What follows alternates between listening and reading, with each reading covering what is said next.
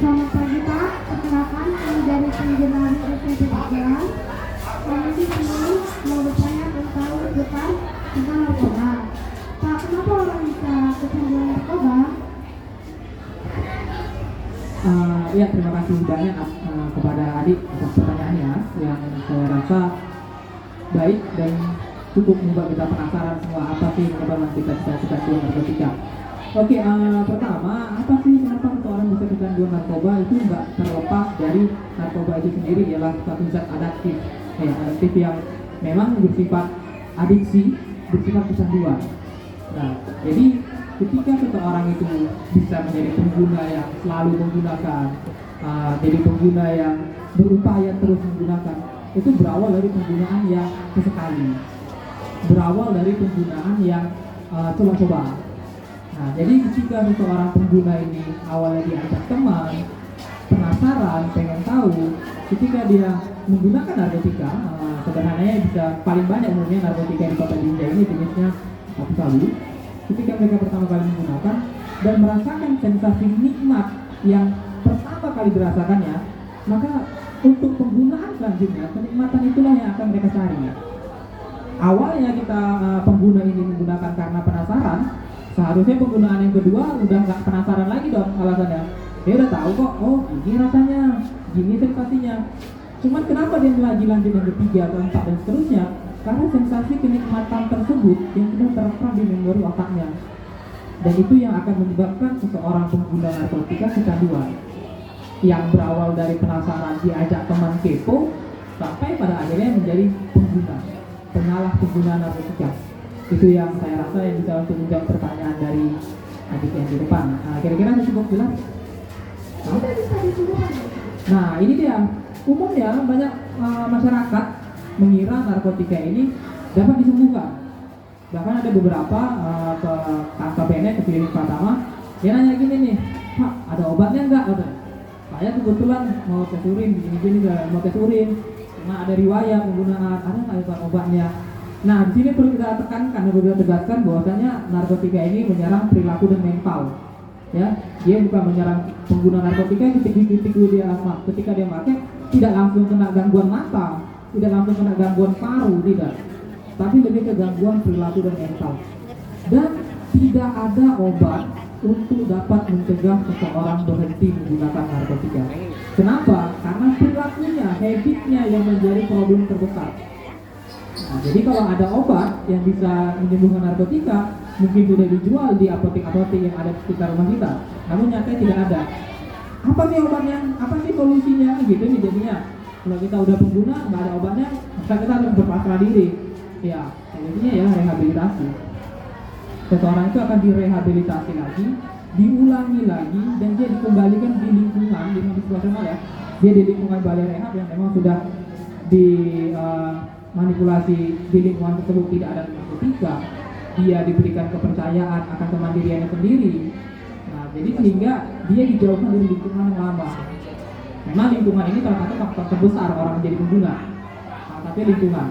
Belum lagi nanti faktor psikologisnya, keluarganya ini kira-kira mendukung nggak untuk pemulihannya, atau memang keluarganya malah menjadi faktor utama dia menggunakan, broken home, kekerasan rumah tangga, dan segala macam.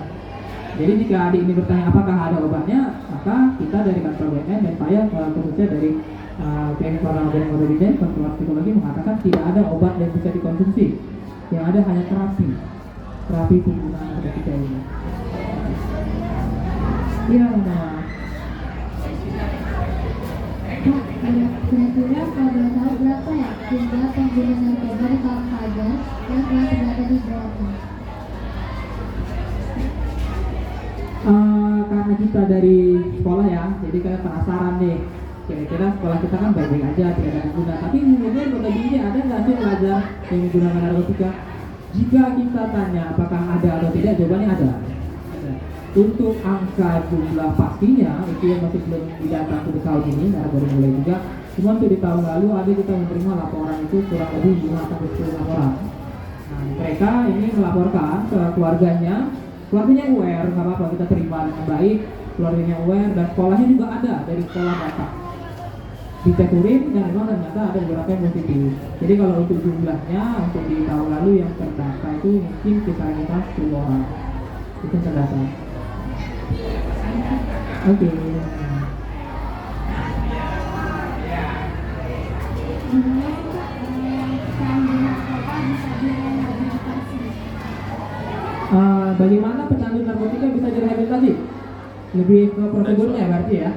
Nah ya, pertama-tama pecandu narkotika, pecandu narkoba ini memang mestinya wajibnya itu idealnya direhabilitasi.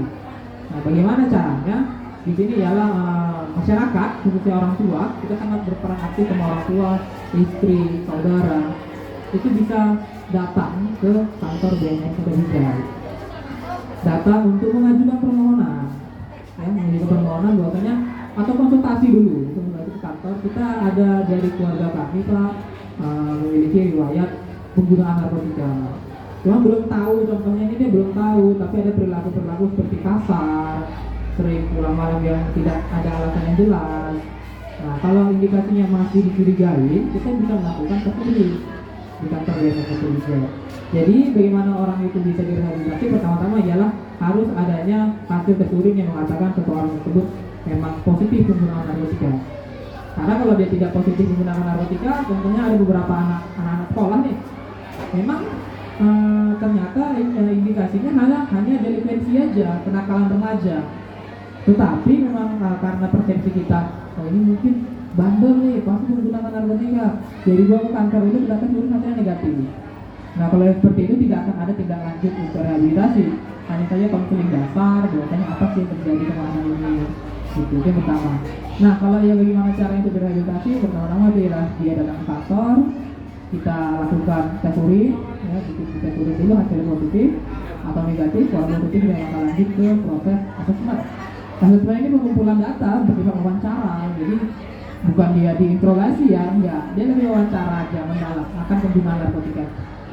Dari hasil asesmen itu dapat ditegakkan hasilnya, apakah dia ini direhabilitasi atau tidak, atau direhabilitasinya di balai rehab atau hanya wajib lapor atau rawat jalan di klinik pertama dengan Kota Linda.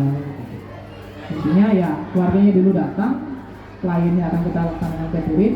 Kalau hasilnya positif maka lanjut ke proses asesmen dan wawancara. Terima kasih Kak. Iya, sama-sama. Kak, apa sih dampak dari mengonsumsi narkoba? Nah ini kayaknya saya semua ya.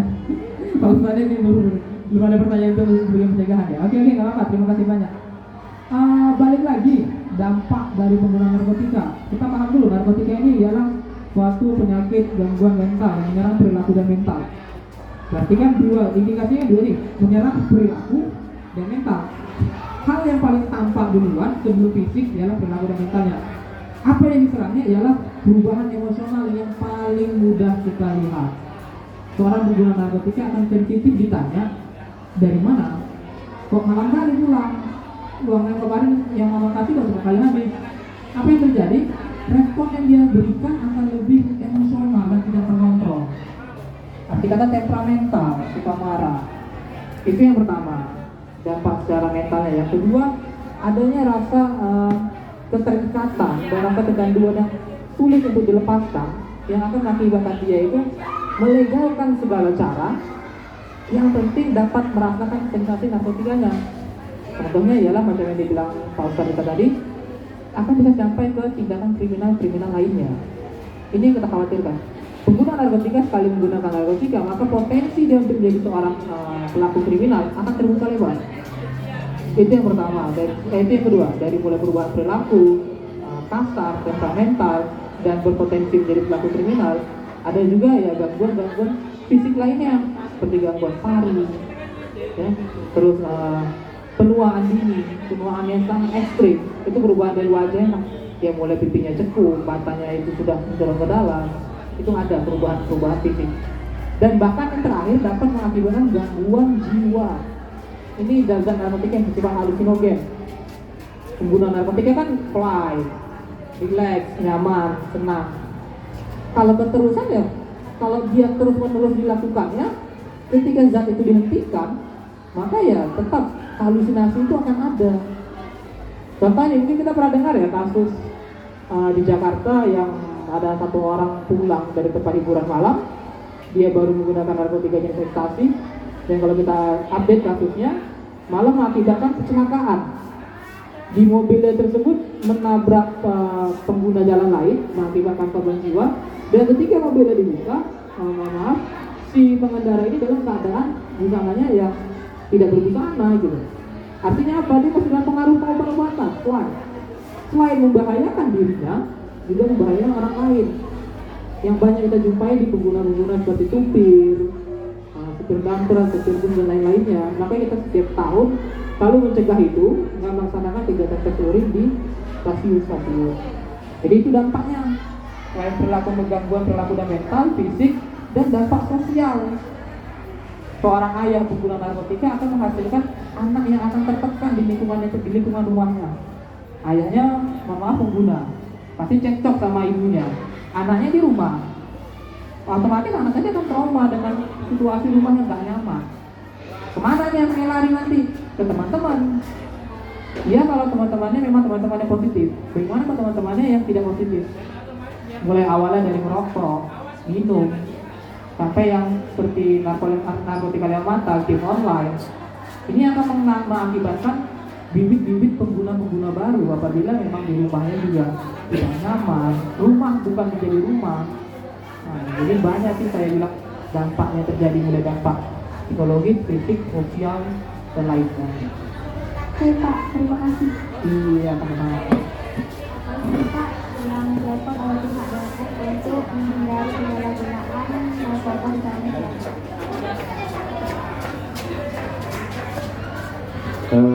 Kalau ditanya apa upaya yang dilakukan oleh Badan Narkotika Nasional Kota Binjai untuk menyelamatkan generasi bangsa ya. Pertama memang upaya-upaya yang dilakukan pertama adalah menyampaikan informasi atau sosialisasi ya, sosialisasi baik ke masyarakat ya, kepada para pelajar, bahkan kepada para pekerja, pegawai negeri dan para pegawai swasta. Di semua ini kita akan sampaikan ya informasi-informasi yang terkait tentang masalah bahaya dan efek daripada narkoba tersebut. Yang pertama ya, menyampaikan informasi, sosialisasi baik dengan cara berbicara langsung, talk show ya, seperti ini, atau dengan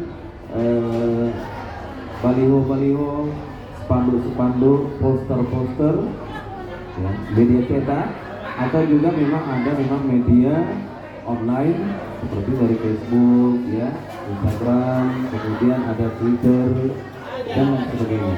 Jadi berbagai macam upaya yang dilakukan oleh Badan Narkotika Nasional Kota Binjai untuk mencegah akan terjadinya penggunaan ataupun penyalahgunaan narkoba di semua kalangan masyarakat. Ya, jadi menyampaikan informasi. Iya. Ada lagi adik-adik? Tadi sedikit dapat tambahi ya. Kenapa? Apa sih yang menyebabkan seseorang itu terkena narkoba? Ya, ini seharusnya tadi sempat Pak, tapi nggak apa, dijawab oleh Rahab nggak apa ya.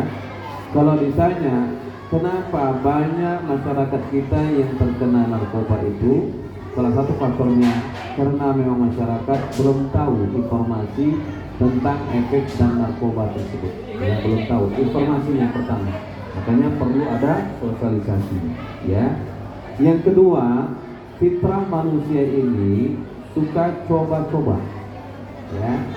Kadang-kadang ya, mohon maaf, udah ditulis pun dilarang masuk, pasti fitrah manusia kenapa dilarang masuk? Ya, berarti itu fitrah. Sama kita misalnya tiba-tiba kejatuhan kotoran cicak. Udah tahu ini kotoran cicak, tapi kena fitrah manusia tadi, dicolek, dicium. Oh iya, lalu itulah salah satu fitrah manusia itu suka coba-coba, ya. Penasaran, kenapa rupanya? Yang kedua. Yang ketiga, banyaknya informasi yang berkembang bahwasanya narkoba ini bisa membuat percaya diri, sehingga di kalangan pemuda ya, atau siapa saja yang ingin berkreasi, mereka dicekoki oleh pengaruh-pengaruh yang beredar. Kalau supaya pede, gunakan narkoba. Jadi yang beredar. Ya. Kemudian terputus ada satu daerah di Kota Binjai ini yang mereka menyebarluaskan informasi ya, bahwasanya narkoba ini kalau hanya sekali tak masalah, tidak membuat ketergantungan. Padahal justru dengan dimulai dengan sekali inilah mereka menyebabkan ketergantungan seumur hidup. Ya. Kemudian beredar juga di kalangan masyarakat bahwasanya narkoba ini adik-adik, kalau dia setelah menggunakan narkoba, kemudian dia minum es kelapa muda, maka dia akan luntur. Nah, luntur efek-efek narkobanya ini beredar ya di kalangan masyarakat, sehingga pemuda-pemuda kita beranggapan oh iya pula es kelapa muda ya, jadi mereka mengkonsumsi narkoba itu, habis itu buruan minum es kelapa muda. Akhirnya si bandar dia jual narkoba, dia juga jual es kelapa muda, dua-dua dia dapat. Nah, itu dia ya. Kemudian apalagi yang beredar di kalangan masyarakat bahwasanya tadi katanya narkoba ini kalau sekali kalau dia digunakan dia bisa membangkitkan percaya diri. Mohon maaf kalau Bapak beranggapan bukan membuat percaya diri, tapi bisa menghilangkan harga diri. Contoh sebagai contoh adik-adik, itu para penari-penari keyboard malampir itu ya, ternyata mereka sebelum naik manggung mereka disuruh buat itu, pakai itu. Alasan apa? Supaya percaya diri. Tapi ternyata setelah mereka menggunakan narkoba, bukan malah percaya diri saja, tapi hilang harga diri. Kira-kira betul nggak? Iya, begitu mereka manggung, mohon maaf, apalagi keyboard bongkar itu, begitu mereka manggung, pelan-pelan dibongkarlah satu persatu pakaiannya, hingga tanpa busana. Apakah ini percaya diri atau hilang harga diri? Hilang harga diri. Jadi makanya jauhi yang namanya narkoba, karena tidak ada masa depan ceria untuk para pengguna narkoba.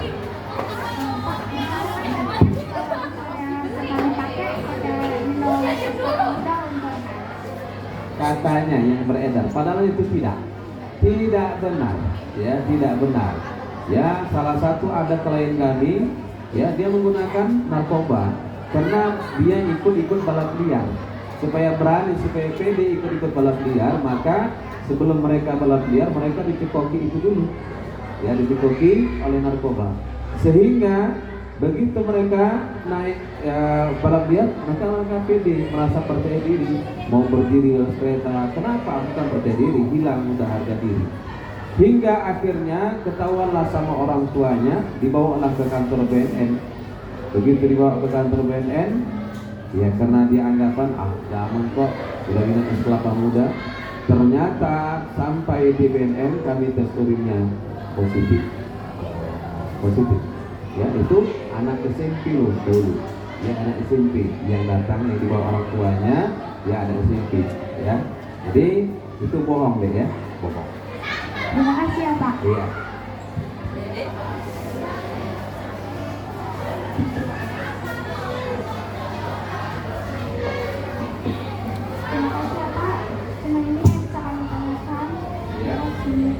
Ya, terima kasih ya telah mengundang kami dan telah membuat ya pertanyaan demi pertanyaan. Semoga bermanfaat bagi kita semua ya, dan untuk bermanfaat bagi orang-orang sekitar kita. Berharap kita ke depan semoga bangsa Indonesia ya bisa terbebaskan dari bahaya narkoba. Demikian, assalamualaikum warahmatullahi wabarakatuh.